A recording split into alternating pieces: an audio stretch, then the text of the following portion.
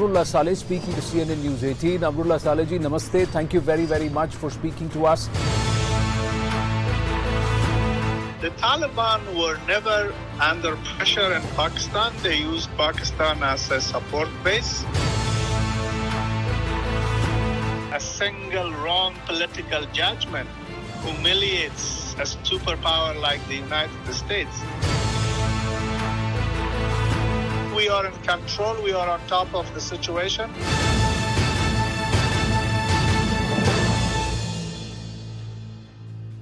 You're on the Nation at 5 and we begin with a CNN News 18 exclusive. Afghanistan's caretaker president and the leader of the resistance against the Taliban, Amrullah Saleh, speaking exclusively to the channel.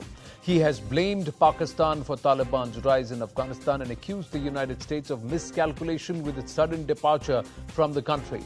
Listen into this exclusive conversation.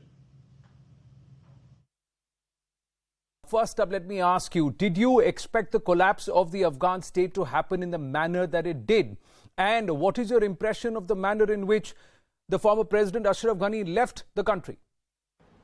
I don't think this is the right time to reflect on that massive tragedy.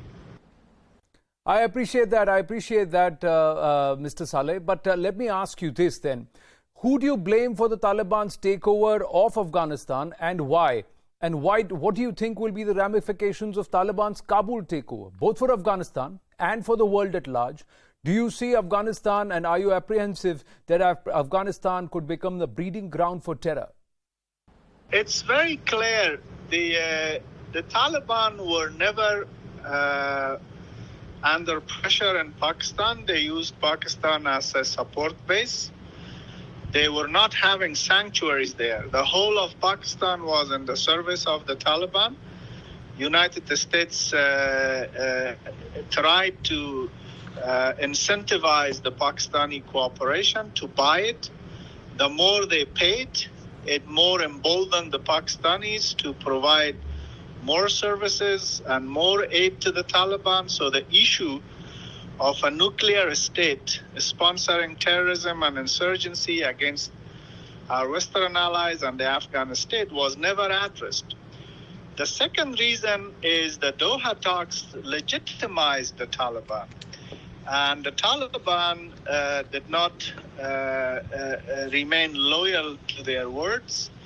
They did not honor their commitments, and they fooled the whole international community.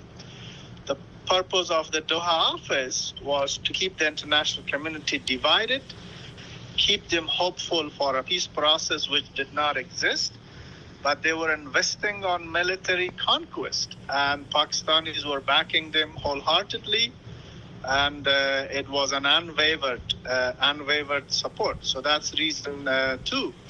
Reason 3, in the last 2 years, the Republic came under enormous pressure from our American allies. There came a time they blackmailed us. They said, if either you release the prisoners or we will cut aid to you. We will decrease our military assistance to you. We will entirely cut it. And we said, are you sure these people do not end up back in the front lines? And their answer was no. Whereas they all ended up in the front lines. So it was not prisoner release. It was gifting the Taliban a division of highly radicalized fighters.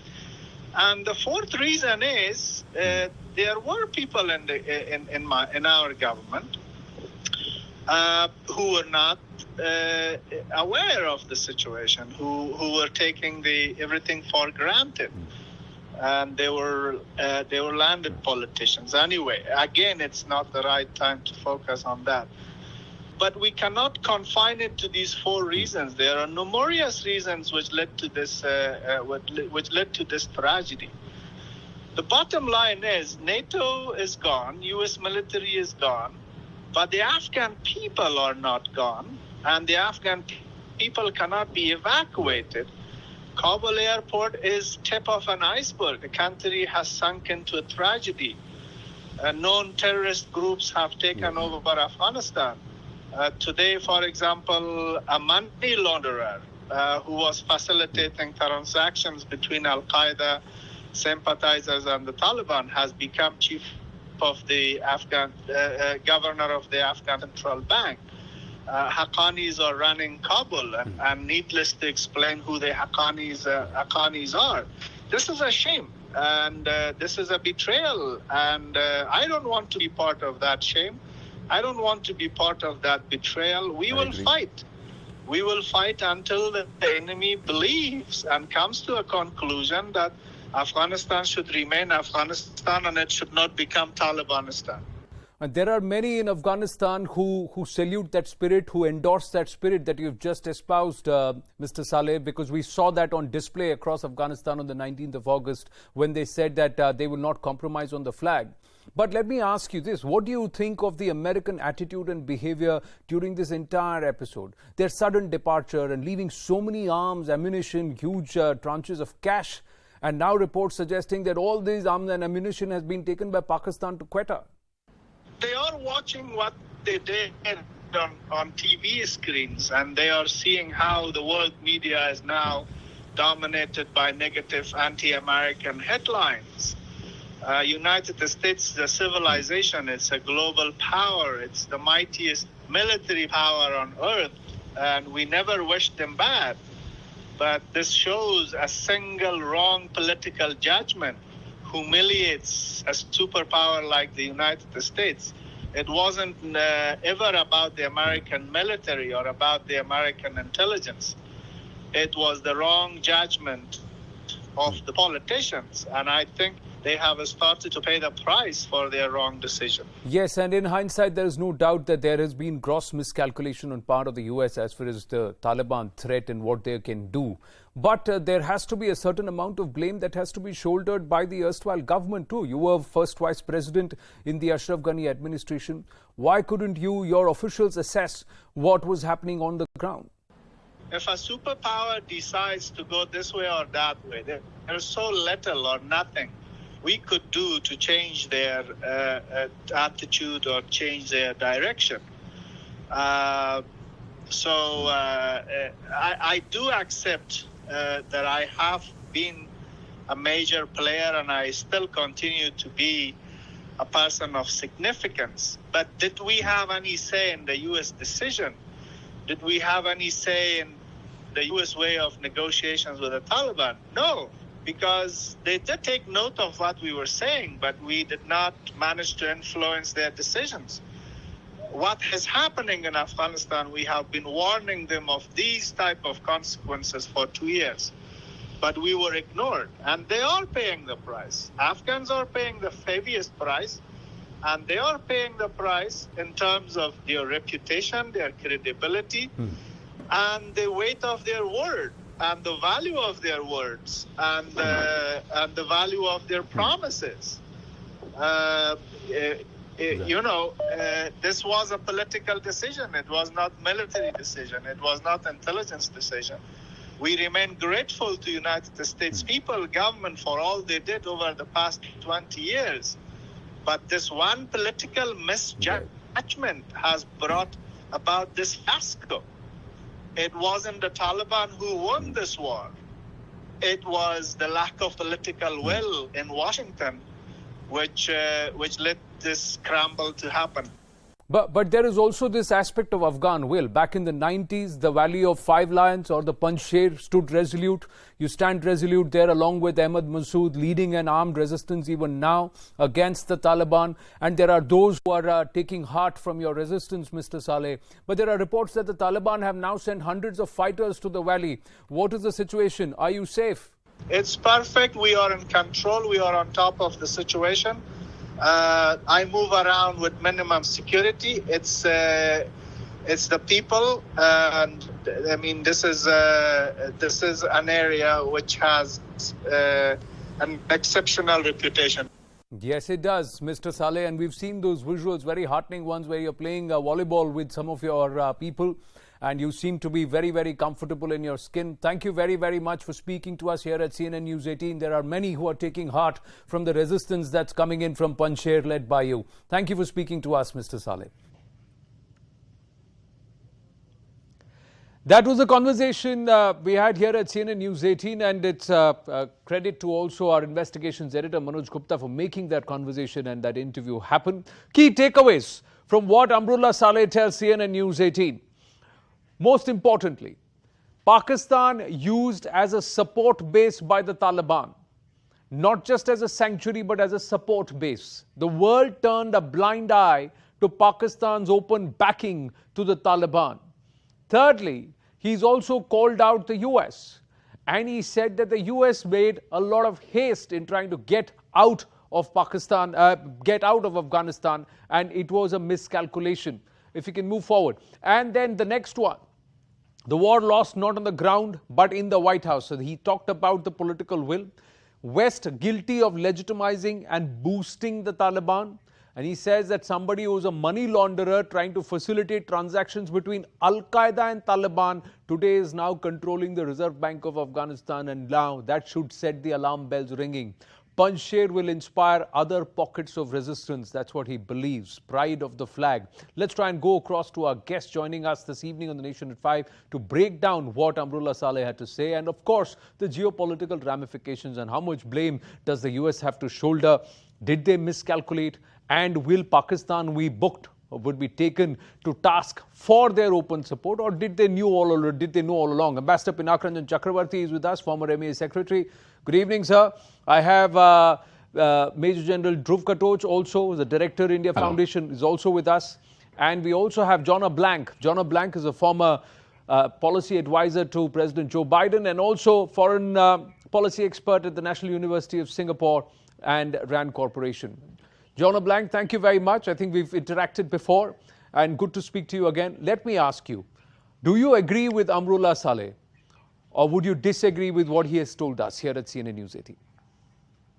Well, thank you for having me on the show. I think there are a lot of things that Amrullah Saleh has said that are quite accurate. There are others that I would disagree with. To go through some of them briefly, and I could come back to any of these in greater detail. He is quite right that the Taliban has had sanctuary and support in Pakistan for 20 years. And before that, all through the time when the Taliban was in control in Afghanistan, Pakistan was one of 3 nations in the world that recognized them. And their victory in establishing their regime would not have been possible either in the 1990s or now without the support of Pakistan. I do agree with that. And Amrullah Saleh has been making this point for many years. I think it's important to note that there are very few people, I think, who disagree with it. Whether they'll admit it publicly or not, I think this is pretty widely known. Second, in terms of the U.S. role, I think the U.S. certainly bears its share of responsibility, or at least needs to bear its share of responsibility. And Amrullah Saleh pointed out one particular instance, which was truly devastating: the role of the Trump administration at Doha, where it not only legitimized the Taliban by negotiating with them and cutting the elected government of Afghanistan out of those negotiations. But as Mr. Saleh quite rightly pointed out, the U.S. even pressured the government of Afghanistan, the legitimately elected government of which Amrullah Saleh was at that time the vice president, to release 5,000 Taliban prisoners. While getting nothing in exchange. We can go through various other points that he meant, but I want to make sure that your other guests get in. So please come back to me with anything more specific, but I think those were the top line issues. No, I agree. And, you've highlighted the right points too, along with the concerns that he's raised in terms of who's controlling what and how this entire Rahbari Council of 12 members is going to be cobbled up. Money launderers are now sitting in control of the central bank. The Haqqanis, who are clearly backed by Pakistan, now control Kabul, he said. But the Biden administration also followed through. The Biden administration also seems to be hasty and saying that it's going to be hard, it's going to be tough, but we are going to yank ourselves off by the 31st of August. That's what the message was even at the G7 meeting, Ambassador Pinakaranjan Chakravarti. So how do you see Amrullah Saleh's reaction and the world letting Pakistan get away with this pipeline police who Major General Nasirullah Babar termed as my boys, today are sitting in control of a nation? You know, in my view, Amrullah Saleh, what he said, I largely agree. And one can quibble about one or two things, but I also largely agree with what he said.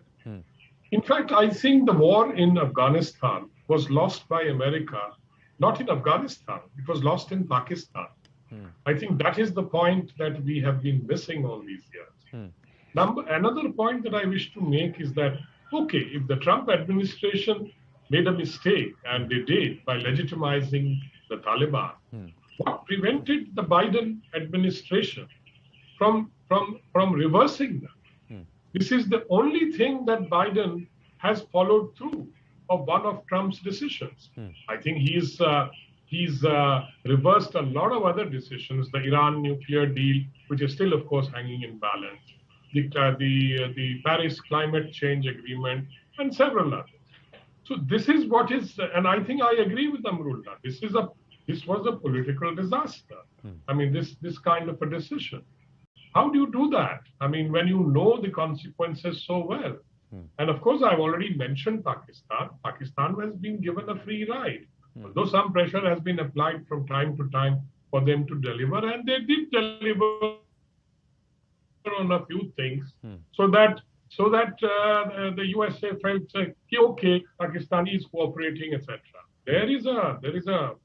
That part I still cannot understand, that they gave Pakistan $39 billion from 2010 to 2015. Just, all the carrots that were given. Of course, Trump then later on came and stopped some of those, funds from flowing, and also some of the weaponry that Pakistan kept asking for and getting from previous administrations. So this is a dilemma and a puzzle for me as to why the U.S.A., with all its resources, both military and intelligence, did not see through the Pakistani game, or was it deliberate? That they knew what the Pakistanis were doing and simply wanted to coddle Pakistan. And one of the reasons I get from my American friends and academics is that, Pakistan is a nuclear weapon state. They might hand over nuclear weapons to Taliban. God knows what is going to happen now. So I don't know. They should put that in their pipe and smoke. Now, Mr. Blank, would you want to respond to that before I bring in General Katoch? Because this is exactly what I was also asking you, that why did the Biden administration follow through, and why did they do it in such haste that they've left such huge tranches of arms and ammunition, warehouses full of that, which have now been carted away to Quetta?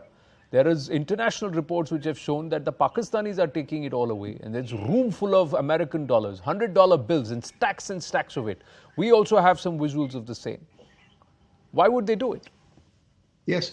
Well, there are two questions embedded in one, and I'll very briefly address both before letting your other guests give their views on it. The two questions are, first, why did President Biden choose to withdraw from Afghanistan? And the second question is, why did he do it in the way that he did it? And I think that those are two very different issues. Why did he choose to withdraw from Afghanistan? Well, that decision, I think, he made quite clear for many, many years. He was opposed to this mission continuing, at least in its current form, ever since the death of Osama bin Laden. And he was very skeptical about it, even for several years earlier than that. So there really shouldn't be much of a surprise there, and I can talk more about that if you wish. However, the question of why did it happen the way it happened? Why did it happen so quickly? Why did it happen without the apparent collaboration with the government of Afghanistan? Why did it happen in a way that left so many Afghans stranded, including tens of thousands who risked their lives for America? That is a much more difficult question to answer. I have some thoughts about that, but I obviously can't get into the minds of the people who made these decisions. I can simply say that that is a very different question than the one of why the United States chose to leave. See, there was internal pressure. There was a lot of backlash in America about fighting this forever war and the cost and the attrition, and there was growing resentment.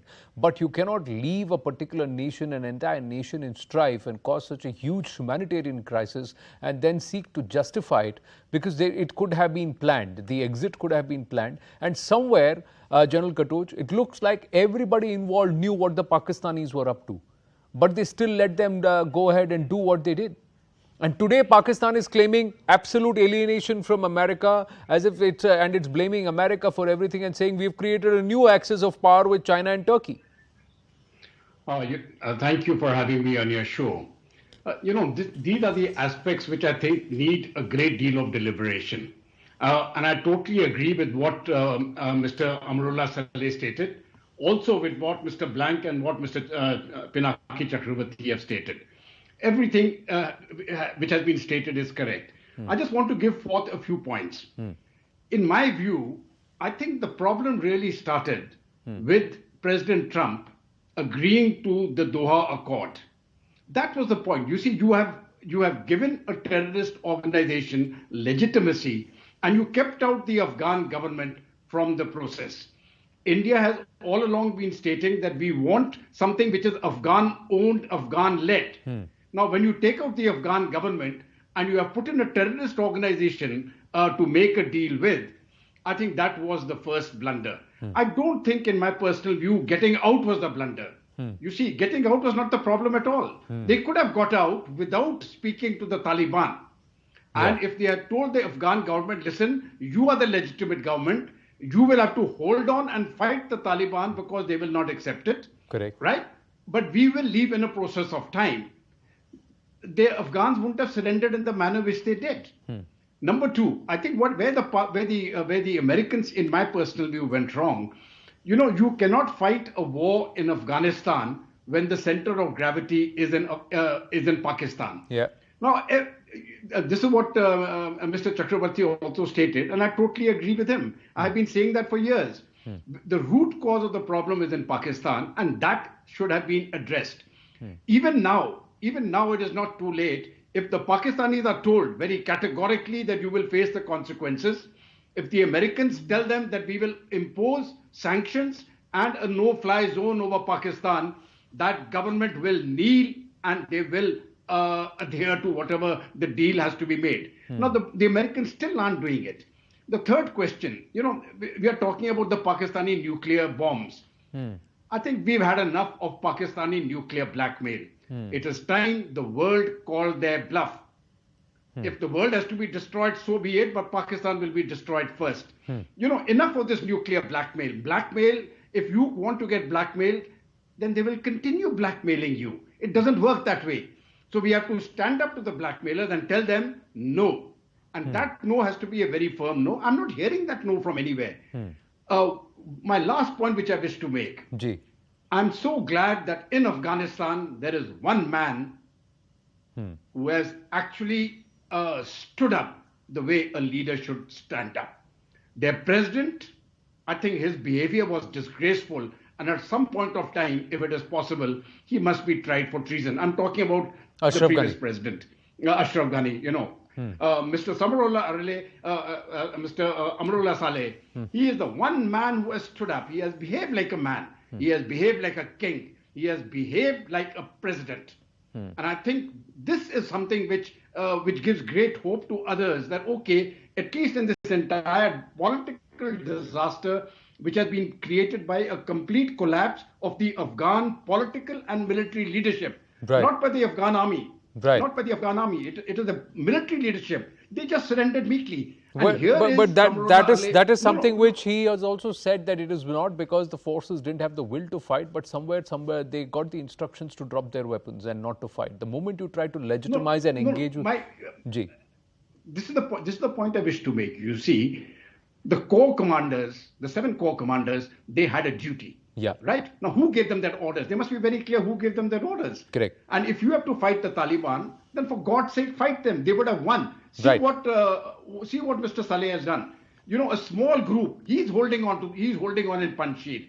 What a brave man. We need actually 50 more punchies to come up, and we saw glimpses of those, and that can happen if there is a certain level of leadership and certain amount of encouragement to the will of the people, and if that is fueled, there has to be a certain amount of support for the government and the people of Afghanistan rather than the Taliban itself. Although many would also come out and argue that this democratically elected government does not represent the entire 20 million population, but it had only about 1.8 or 1.9 million people coming out to vote, when the average age of Afghanistan itself is about 18.5 years. So there are many issues, and layer by layer, because each line of his today is a headline in his interview to CNN News 18. I'm running out of time right now, but with the promise of picking this up later tonight at 8 p.m. Jonna Blank, Major General Dhruv Katoch, and also Ambassador Chakravarti. Always a pleasure to speak to all of you. Thank you very, very much for speaking to us here this evening on the NationAt5. So later tonight, the Amrullah Saleh interview at 8 p.m. and we will discuss it threadbare, the bigger challenge, the world exclusive of the caretaker president of Afghanistan. Now on to the big political story here in India. The chorus to remove Captain Amrinder Singh as the Chief Minister of Punjab is only growing louder within the Punjab Congress. But the party is putting its weight behind the captain. That's the central leadership. Congress's state in charge, Harish Rawat, has declared that Captain Amrinder Singh will lead the party in the 2022 assembly polls to be held in the state. The rebellion against the chief minister resurfaced as he pulled up the advisors of the arch rival and, of course, state Congress chief Navjot Singh Sidhu over their comments on Pakistan and Kashmir. जब ये बात समझौता हुआ था कि नवजोत सिंह प्रदेश अध्यक्ष होंगे तो अमरिंदर सिंह को भरोसा दिया गया था कि आप मुख्यमंत्री रहेंगे। ऐसे में जब अंदर से फ्रैक्शंस हो रहे हैं तो आपको लगता है कि बीच में वो छोड़ेंगे या बने रहेंगे 5 साल? देखिए, ये मैंने उस दिन भी सबके सामने स्पष्ट किया था कि हम चुनाव में कैप्टन साहब के नेतृत्व में जा रहे हैं, और ये स्थितियाँ इसलिए खड़ी हुई कि कुछ विधायकों को ये शिकायत थी कि उनको टारगेट किया जा रहा है प्रशासन द्वारा, और उनके मन में एक आशंका पैदा हुई। वो मैंने कैप्टन साहब को कहा था कि उसका निराकरण करें करके, और मैं समझता हूँ कि वहीं से कोई बात ऐसी पैदा हुई है। ये मेरी मोटी समझ है। For 4.5 years it was okay, but now it is for the High Command to take note and see what is actually on the ground. He is the one who started, it's his advisors. I just said that the CM showed great maturity, great largeness of heart. Once the decision had been taken by the High Command, Sidhu was coming, CM said, yes, it's the Congress President's decision, I abide by it. So they should also fall into line. This is not a time to rake up all these things. Punjab ਦੇ ਅੰਦਰ ਇਸ ਤਰ੍ਹਾਂ ਦਾ ਸਿਆਸੀ ਭੁਚਾਲ ਆਇਆ ਹੋਇਆ। ਹੁਣ ਪ੍ਰਨੀਤ ਕੌਰ ਹੋਰੀ ਵੀ ਇਸ ਭੁਚਾਲ ਦੇ ਵਿੱਚ ਕੁੱਦ ਗਏ ਨੇ। ਸਿੱਧੇ ਤੌਰ ਤੇ ਕਾਂਗਰਸ ਦੇ ਐਮਪੀ ਵੀ ਨੇ ਔਰ ਕੈਪਟਨ ਅਮਰਿੰਦਰ ਸਿੰਘ ਮੁੱਖ ਮੰਤਰੀ ਦੇ ਪਤਨੀ ਵੀ ਨੇ। ਉਹ ਕਹਿੰਦੇ ਕਿ ਪਹਿਲਾਂ 4.5 ਸਾਲ ਮਲਾਈਆਂ ਖਾਧੀਆਂ, ਇਕੱਠੇ ਆਨੰਦ ਮਾਣਿਆ ਸੱਤਾ ਦਾ, ਹੁਣ ਕੈਪਟਨ ਅਮਰਿੰਦਰ ਸਿੰਘ 'ਚ 2 ਮਹੀਨਿਆਂ 'ਚ ਨੁਕਸ ਕੱਢਣ ਲੱਗ ਗਏ। ਗੱਲ ਬਹਿ ਜਾਓ, ਬਹਿ ਕੇ ਡਿਸਕਸ਼ਨ ਕਰ ਲਓ, ਉਹਨਾਂ ਅਫਸਰਾਂ ਨੂੰ ਬੁਲਾ ਲਓ, ਉਹਨਾਂ ਐਕਸਪਰਟਸ ਨੂੰ ਬੁਲਾ ਲਓ। ਆਪਾਂ ਜੀ ਉਦੋਂ ਗਾਂਹ ਨਹੀਂ ਤੁਰਨਾ ਚਾਹੁੰਦੇ, ਕਿਉਂਕਿ ਮੈਂ ਤਾਂ ਕਦੀ ਚਿਹਰਿਆਂ ਦੀ ਰਾਜਨੀਤੀ ਕੀਤੀ ਨਹੀਂ ਹੈ, ਇਸ਼ੂਜ਼ ਦੀ ਰਾਜਨੀਤੀ ਕਰਦਾ। ਮੈਂ ਤਾਂ 3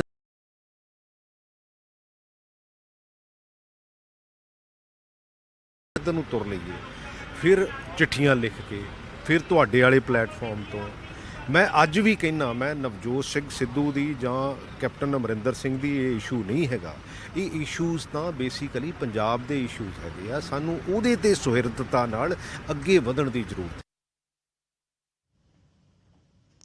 Napinder Brar is joining us live from Chandigarh. Napinder, नमस्ते। ये जो है ये क्लेश बढ़ता जा रहा है। प्रगट सिंह कह रहे हैं कि उन्हें कुर्सी का नहीं, उन्हें इश्यूज पर उन्हें बात करनी है, लेकिन सुलह तो हो गई थी जब नवजोत सिंह सिद्धू और कैप्टन अमरिंदर सिंह ने साथ मिलकर चाय पी। उसके बाद कहा कि मसले सुलझा लिए जाएंगे। अब क्या दिक्कत है?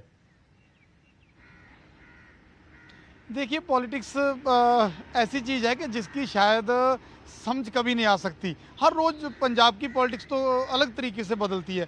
कल सुबह तक हालात अलग थे, दोपहर होते होते हालात एकदम से बदल गए और शाम होते होते धमाका हो गया पंजाब की सियासत में। क्योंकि पहले नवजोत सिंह सिद्धू को लेकर के जिस तरह से सियासत शुरू हुई, कैप्टन अमरिंदर सिंह लगातार अड़े हुए थे कि भाई नवजोत सिंह सिद्धू को मैं अध्यक्ष नहीं बनने दूंगा। सभी सांसद एकजुट कर दिए उनके खिलाफ, नवजोत सिंह सिद्धू के खिलाफ, लेकिन हुआ क्या, नवजोत सिंह सिद्धू पंजाब अध्यक्ष बन गए। ऐसे हालात में कैप्टन अमरिंदर सिंह ने उन्हें मान भी लिया कि चलो अध्यक्ष बना दिया तो उन्हें मान भी लेते हैं। उसके बाद नवजोत सिंह सिद्धू कहीं ना कहीं उनके तेवर ढीले नहीं पड़े, वो हमलावर थे कैप्टन अमरिंदर सिंह पर।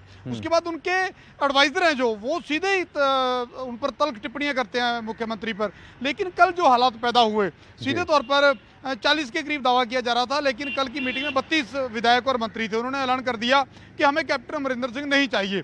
और बगावत से लेकर के दिल्ली, जो बगावत के हालात पैदा हुए तो 5 लोग 6 लोग दिल्ली जाने की बात कहने लगे, लेकिन देहरादून पहुंचे। देहरादून हरीश रावत ने मीटिंग से पहले ही कुछ ऐसा बयान दिया कि भाई कैप्टन अमरिंदर सिंह ही रहेंगे पंजाब का चेहरा।